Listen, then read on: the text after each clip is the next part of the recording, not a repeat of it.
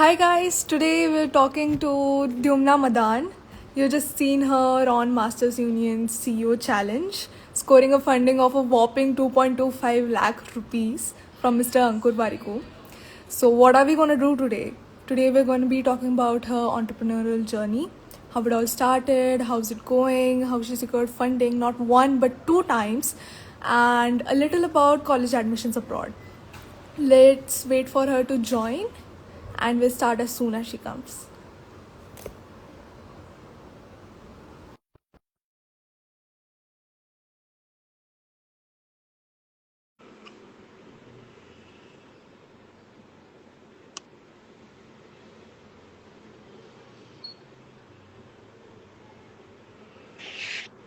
Hi, Hello, hi, how are you?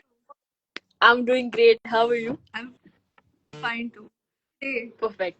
Thank you so much for having me here. It's an honor. I, I'm a great fan. I'm a big sorry. I'm a huge fan. I'm so excited to be Thank talking you. to Thank you. you so much. Okay, Me too. fine. Yes, of course. Okay, so let's get right into it.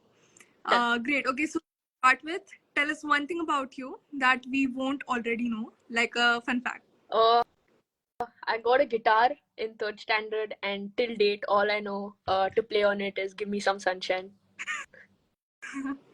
That's a great song to play. It is. It is. See, that's why people don't question. They don't say, "Oh, do you know anything else?" But just at the start, it's okay, fine. You know that. I was in the Masters Union second round. That's Oh, where I first met, and your energy was just so intoxicating. It was just thank, I I became a fan of you, thank, and I continued to see your journey from there. thank Okay, you. my question number one would be: tell us about your bachpan, Okay. your performance at school. That is both academically and extracurriculars wise. Yeah. So were you a good student and not so good about your discipline? Yeah, sure. Sorry, I just cut out. So your main question is key childhood and my studies, right? Education. Yes, not only studies, but like academically, extracurricular wise, Perfect. and Okay. So I was a terrible student. I mean, till sixth standard when we had to repeat to our mothers. Till that time, I was great. I was top of the class. But as soon as that stopped, I came across football in seventh. I started playing very seriously in seventh. I left all studies. That's how I've been. I pick up a new obsession and then everything else I sort of forget. So I've hated math. So any victory I've had so far, anything I'm doing well is because I'm scared. If I don't do well, I'll have to go back to doing math. So I've not enjoyed school too much, and that's also been a motivation for me to sort of start my own business. That I hated school so much, so eventually my dream is to open schools around the world where extracurriculars take up as much time as the studies. Um, so yeah, I was a bad student overall.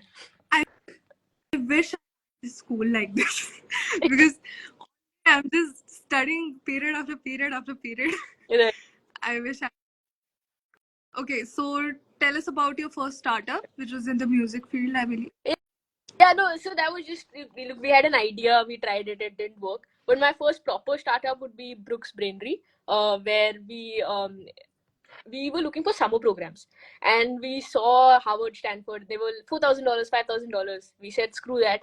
Let's just make our own summer program. So that's how it first started. So Brooks Brainery was mainly a learning curve. Like, we learned a lot. That's what set me up for Project Clay. So what I realized going into it, first we started it off as a screw you to Harvard, screw you to Stanford. We're going to make our own. We're going to do it better.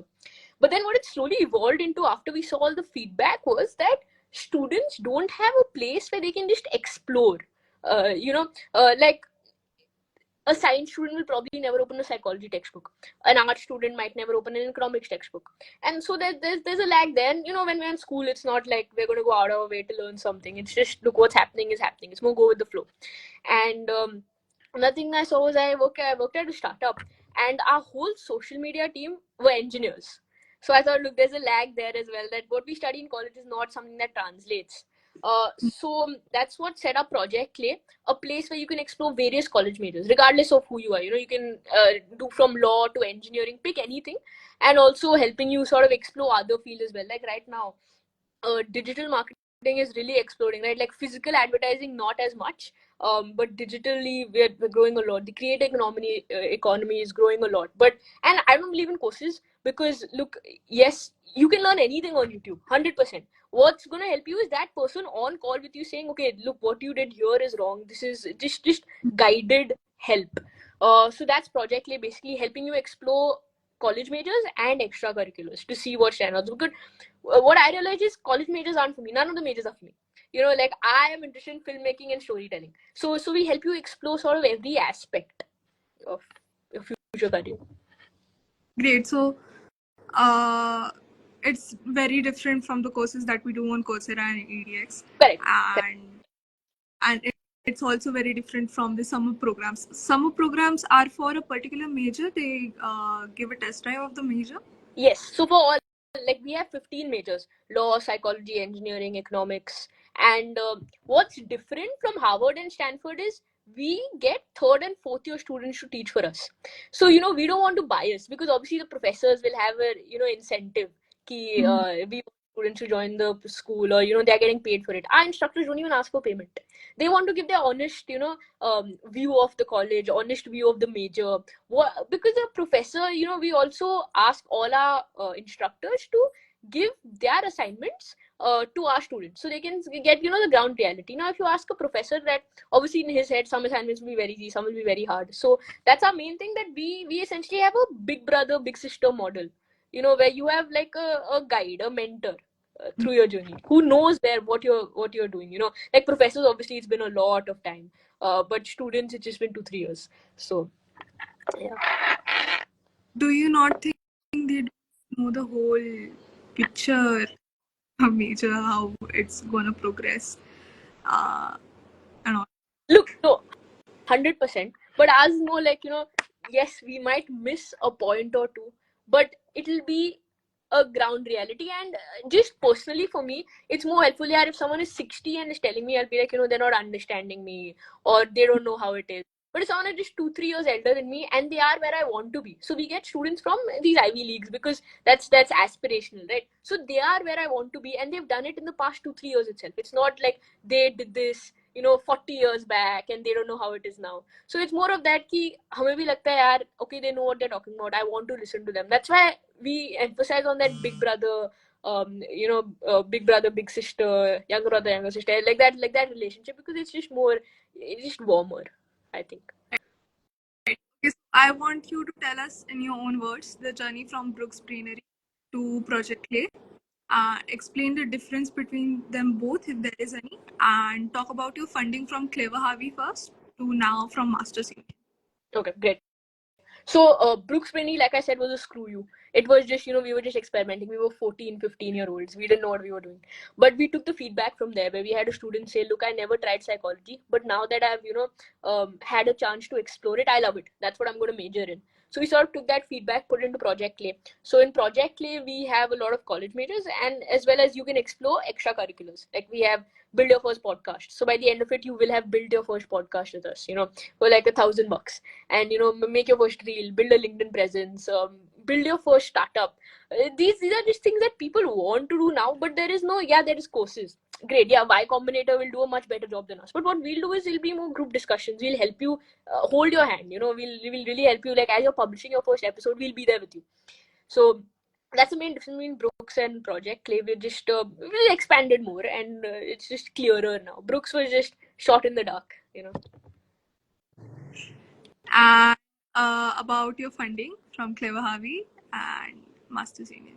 Great. So Clever Harvey was, look, we just saw the competition, we enrolled. The biggest thing, if there are any teenagers watching this, you're running a startup, what will help is, look, we already experimented, so we knew it worked. Like, we went to, I don't know if Manraj is on this call, but I went to Masters Union, and there was a guy that pitched AI powered mirrors. Like, from a judge's perspective, you're not realistically going to make an AI powered mirror, right? Like, but if I say, I'm going to contact college students in the US and ask them to teach for me, Yes, that's doable. Oh, you've already done it. You had 4,000 students take your program. Perfect. So that's just like you need to show proof of concept. Even in the real world, like when you go pick up funding, you need to show that people want this. So yeah, funding it wasn't too hard because most of the teenagers that came there was just an idea, but I had actually executed it. So actually, if you can see Anand commenting, I met him at Clever Harvey as well, and he also won funding, and because he had executed on the idea. Execution, everyone has ideas, not everyone executes. So that's I'd say the most important thing in getting funding in these teen competitions at least. Okay, so you haven't gone to the actual. Uh, oh, what do I say? Yeah, no, Yeah. yeah. I have gone. I had my first meeting with the VC. It was great. They said, look, everyone's doing this. There's no barrier to entry. So why are you special? So that's what I just need to prove. See, this is the first time I'm monetizing. I just need to prove that people actually want this, that people will pay for this, and then people will listen. Yeah, because right now also I'm going with an idea. Look, I've done it for free, but that doesn't show proof of concept, right? That shows, okay, you've done it for free. Everyone's gonna join if it's free. So you have to show that people are willing to pay, which is what the VC told me, and I agree. I agree. So that's what I'm working on right now, monetizing it. I also heard you got shortlisted into Shark Tank That India. was just a second round. Like we filled our first application, got through the second round, never heard back. So Okay, that's great. What are some of the highlights or unique features of the Brooks Brainery Summer Program? Sorry, Project Lee Summer Program that sets it apart from other similar programs such as those offered by Harvard and Stanford? uh, look, like we said, it's more just students who are at your dream unis teaching you, taking you through the major. What I've seen with other programs is it's not a college crash course. It's more of a subject crash course. But we are basically showing you, look, this is how your major will be. So, like I said in Masters Union, career counseling on steroids. It's more college counseling on steroids. Like these guys would give a huge overview of the subject. We are telling you, look, this is what you learn in college exactly. These are the core concepts that will come through. These are the assignments you'll get. So if you want to see how your college journey is going to be like and just get guidance on the whole process, then we are the program for you. And if you're looking to build extracurriculars as well. Okay. Say I want to start a business of my own. Where do I start? I get mentorship, funding, what challenges will I probably face? Tell us everything from your experience, start to the present. Hmm. First, so if you want to build a startup, definitely enroll in the Build Your First Startup course by Project Lay. But other than that, yes, definitely the hardest part is, look, at the start, not many people are going to listen to you. They're going to say, look, who are you? Why should I help you? Obviously, I'm sure that mostly teenagers are listening to this. People are very willing to help kids because they see themselves in them, and that's why I also wanted to help out, come on this live, because look, I know what you're trying to build, and you're just 16. So that's how it works. Take advantage. People are going to say, look, you're too young. I had that a lot, that look, you're too young, you don't know how the world works. But that's why some people are going to help you for that aspect as well. The most, see, I'd say, starting Brooks for me wasn't tough for me personally, because I was sort of used to rejection. Brooks made me like that every day I used to send 100 cold emails, and used to get responses from 5 people. So as long as you're willing to just go through that sort of hustle where you're sending 100 emails every day, someone's going to respond, someone will help you out. That's the toughest part. Other than that, look, funding, I've not picked up funding myself. I just won a competition. So yes, and that was easy for me personally, because again, I had proof of concept. So look out for competitions; those help.